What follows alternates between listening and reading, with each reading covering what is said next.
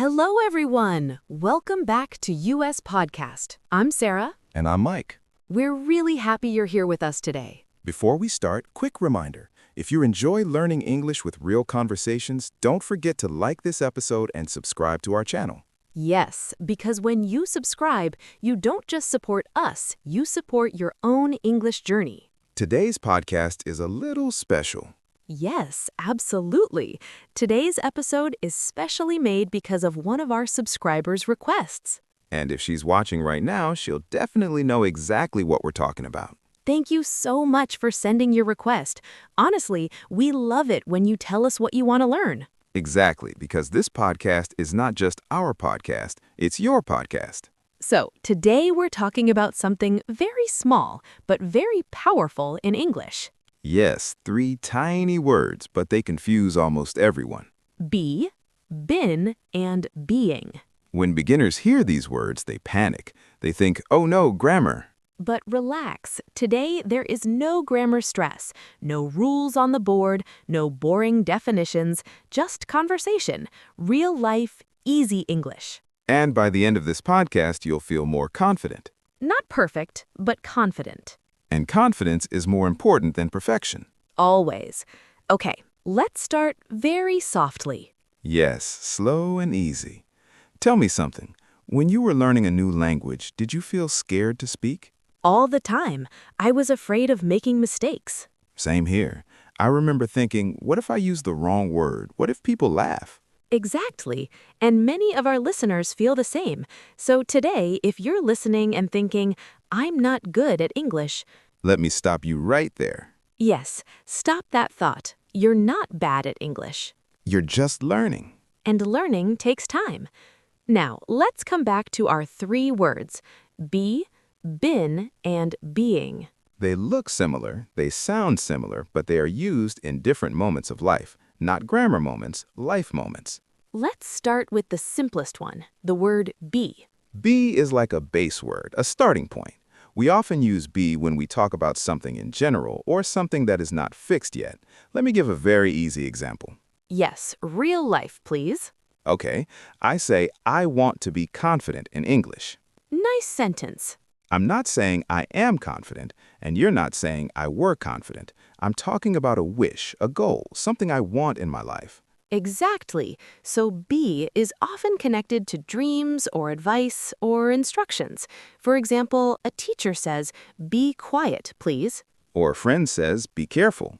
Or your mother says, be kind. These are not long actions. They're simple ideas and very common in daily English. Now, let me ask you something, Mike. If I say, I want to be happy, is that correct? Yes, perfect. Simple English, very natural, no stress. Now, listeners, think about your own life. Say it with us. I want to be blank. Maybe successful, maybe confident, maybe better at English. That's be. Okay, now let's slowly move forward. Not fast, no running. Let's talk about been. Ah, yes, this one scares people. Yes, people say, Sarah, when do I use been? And they look very worried. So let's calm everyone down. Been is usually connected to the past, but not just any past. It's about experience, something that happened before. Let me give a simple example. Please do. Okay, I say, I have been tired today. That feels natural. I'm talking about my experience of feeling earlier. Yes. Another example, I have been to New York. Ah, very common sentence. I'm not saying I am in New York now, and not saying I will go. I'm saying I experienced it before. So been often means I was there or I experienced it. Exactly.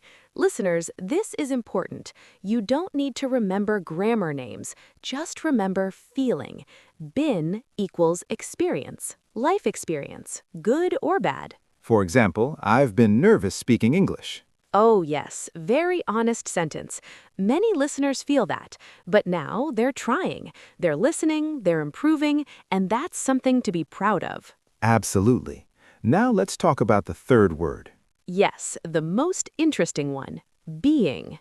This word talks about now, something happening at this moment or around this time.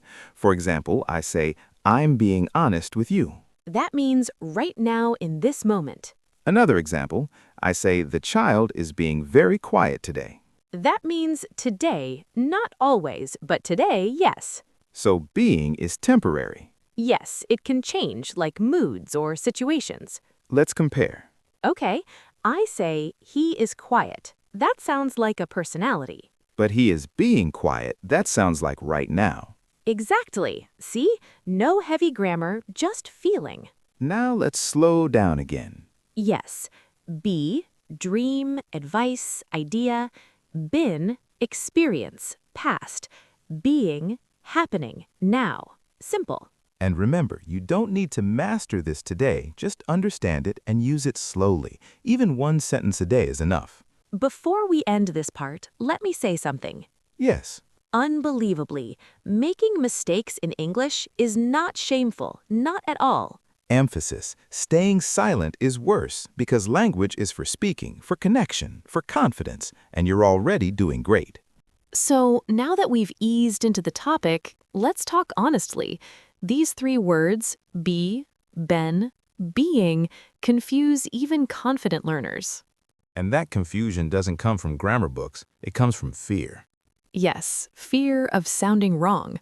People often tell me, I understand English when I listen, but when I speak, my mind freezes. And many times, be, been, being are the reason. Exactly, because they look small, but they carry time, feeling, and meaning. So let's slow down and understand them like humans, not students. Let's start with be, but not like a classroom rule. Let's think about real life. When do we use be in daily life? Usually when we talk about hopes, advice, or future situations. For example, imagine someone starting a new job. A friend might say, just be confident, you'll do fine. Here, be is not about now or before, it's about mindset, it's about intention. Another commonplace is polite advice or request, like, please be on time tomorrow, or try to be patient with yourself. So be is simple but powerful. It's open. It doesn't lock you into time.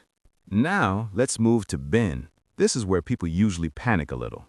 Yes, because been always connects past and present. It tells a story that started earlier and still matters now. Think about your own life. If you say, I've been busy this week, you're not only talking about the past, you're explaining why you feel tired now. Exactly. Or when someone says, I've been learning English for 2 years, that sentence carries effort, time, and consistency. And notice something important. Been never stands alone. It needs support, have or has. Yes, you don't say, I've been tired. You say, I have been tired. And emotionally, been often explains a situation. It answers the silent question, why? Now let's talk about being. This one is interesting because it's very human. Yes, being often talks about behavior, especially temporary behavior. Imagine you meet a friend who is usually cheerful, but today they are quiet. You might say, you're being very quiet today. Is everything okay? That sentence doesn't judge the person. It only talks about this moment. Exactly. That's why being feels emotional. It notices change. Another way we use being is when something is happening around us, like it's being difficult to focus today. So let's connect all three with one situation. Okay, imagine someone learning English. They say, I want to be fluent one day. That's a goal. Then they say, I have been practicing every night. That shows effort. And finally, I'm being more confident when I speak now. That shows change in behavior. Same person, same journey. 3 different words, 3 different meanings. And when you understand them like this, they stop feeling scary. They start feeling useful, and most importantly, they start coming naturally when you speak, which is exactly what we want. Okay, now that we understand be, been, and being, let's talk about something very real: mistakes. Because honestly, this is where most learners panic. Absolutely. I see this all the time. People know the words, but when they start speaking, their brain freezes. They think, wait, is it be or been or being? And then nothing comes out. Yes, and that fear is worse than the mistake itself. I always tell learners, making a mistake in English is not a crime. It's actually a sign that you're trying. Exactly. Silence is more dangerous than a wrong sentence. When you stop talking because you're scared, you stop learning. Let's take a very common mistake. People say, I am been tired. I hear this a lot. Yes, that sentence sounds familiar and it's wrong, but it's a good mistake because it shows the person is thinking about past and present together. So let's fix it gently. We don't say am, we say I have been tired, because been needs support. It needs have or has. Right? Think of been as a word that doesn't like being alone. It always wants a partner. That's a cute way to remember it. Been is social. It needs company. Now, another funny one. People say, I being happy today. Yes, I've heard that too. And again, the idea is correct, but the structure is not. The correct sentence is, I am being happy today. Or more naturally, I'm being very positive today. And notice something important here. When we say being, we often talk about temporary behavior, not permanent personality. Exactly. If I say, you are being very kind today, it doesn't mean you're kind forever. It means right now, in this moment. But if I say you are kind, that's your character. That's who you are. This difference is powerful. Small grammar change, big meaning change. Let's make it even more real. Imagine a couple talking at home. Uh-oh, real life English coming. One person says, why are you being so quiet today? That means today is different from usual. Yes, but if they say, why are you so quiet, it sounds more like a general complaint. Exactly. Being softens the sentence. It feels less attacking. This is why grammar is not just rules, it's emotion, it's tone, it's relationship. I love that you said that. English grammar is actually emotional grammar. Now, let's talk about confidence. Many learners think, I must speak perfect English, but that idea is wrong. Very wrong. Even native speakers don't speak perfect English. They pause, they repeat, they correct themselves all the time. I do it daily. Me too, and nobody dies because of it. So when you say, I have been learning English, and you make a small mistake, don't stop. Continue the sentence. Flow matters more than perfection. Yes, communication first, grammar later.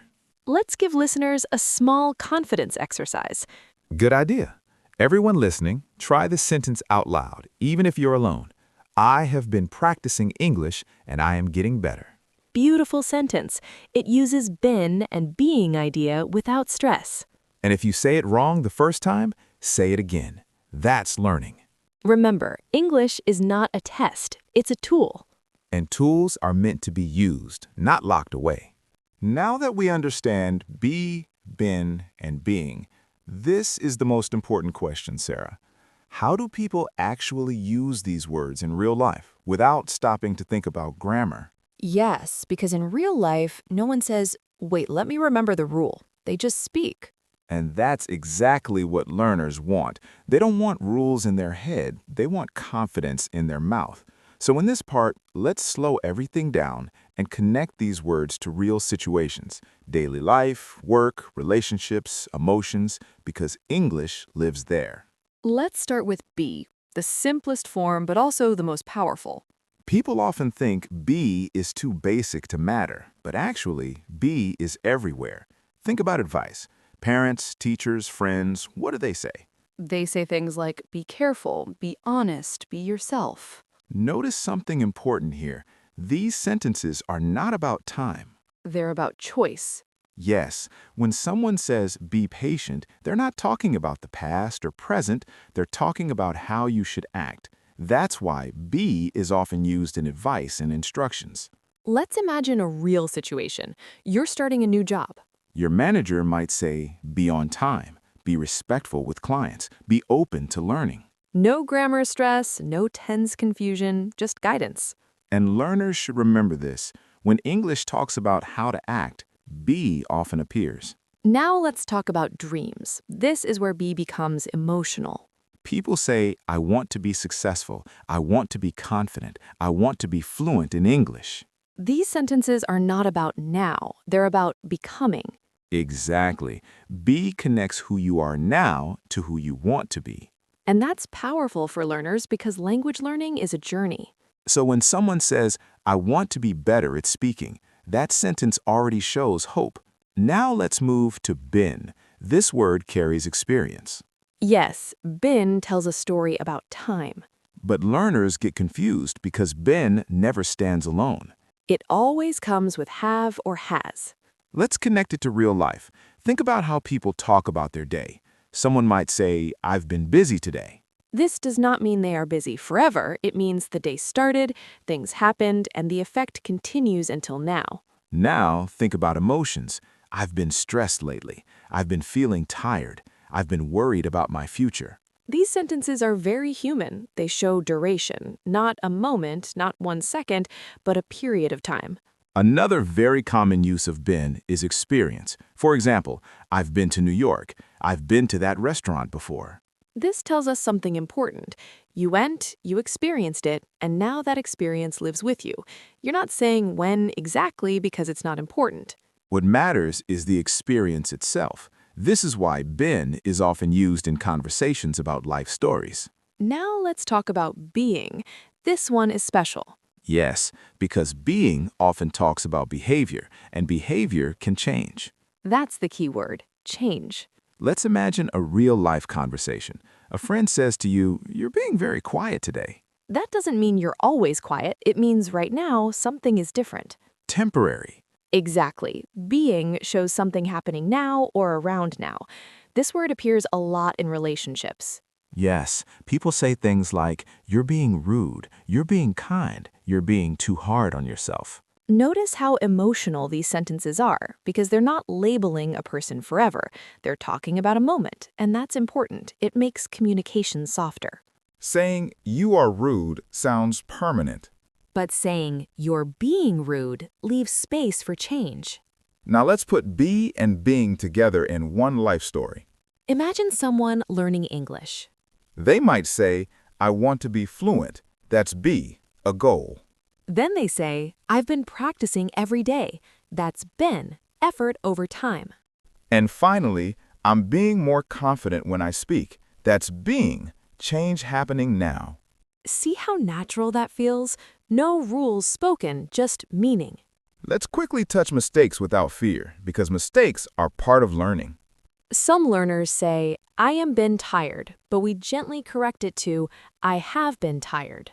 Some say, I am be careful, but we say, be careful. And sometimes people avoid being because they're unsure. But it's okay to say, I'm being honest, I'm being serious. English is forgiving when intention is clear. If learners remember only one thing from this episode, what should it be? That English is not about perfection, it's about connection. Be helps you express who you want to become. Been helps you share your journey. And being helps you talk about who you are right now. You don't need to rush. You don't need to fear mistakes. Just keep speaking, keep listening. And slowly, English will start feeling natural. If this episode helped you understand English more clearly, please like this video and subscribe to US Podcast.